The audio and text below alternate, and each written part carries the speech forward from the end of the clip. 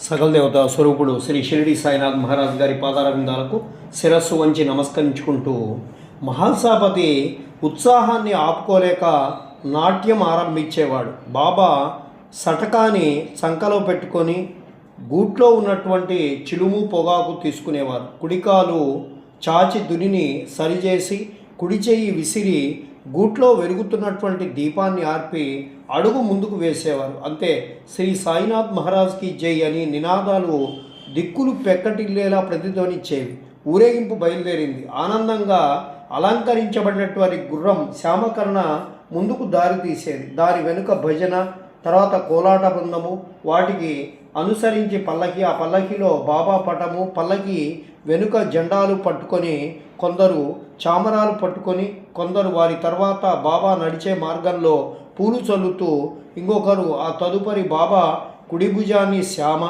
ఎడవ భుజాన్ని తాత్య పట్టుకొని అనుసరిస్తుండగా వెనుక నుంచి బాపు సాహెబ్ జోగు ఛత్రాన్ని పట్టి అనుసరించేవాడు. ఊరేగింపు వెంట ముందుకు నడిచారు.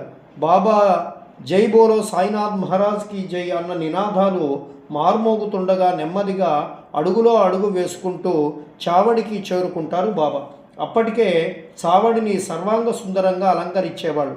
తాత్య గబగబా చావడిలోకి వెళ్ళి బాలీసు పరిచి దానిపై బాబాని కూర్చోబెట్టేవారు. బాపు సాహెబ్ జోగు వెండి పళ్ళాన్ని బాబా పాదాల ముందు పెట్టి బాబా పాదాలకి అర్ఘ్యపాద్యాలు సమర్పించేవారు. బాబా ముంజేతులకు గంధం పూసి తాంబూలం సమర్పించేవారు.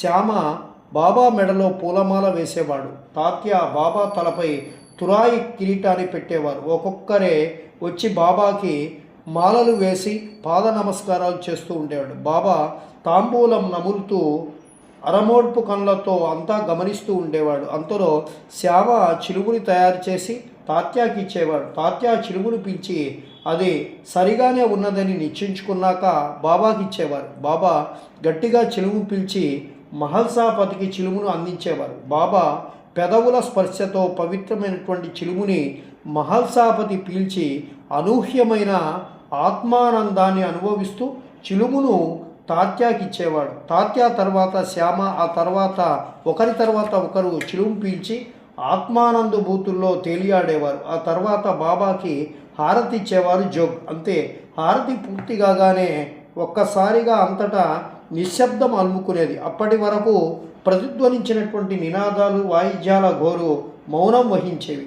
ఒక్కొక్కరే వచ్చి బాబా ఆశీర్వాదం తీసుకొని వారి వారి ఇళ్లకు వెళ్ళిపోయేవారు. చివరగా శ్యామ, మహల్సాపతి, తాత్యాలు బాబా వద్ద సెలవు తీసుకొని వెళ్ళిపోయేవారు. అలా అందరూ నిష్క్రమించాక సర్వ జగత్తును తనలోనే నిలుపుకున్నటువంటి బాబా ఒక్కరే ఒంటరిగా తాను తప్ప మిగతాదంతా మిథ్య అన్న సత్యానికి సాక్షిగా చావడిలో శయనించేవారు.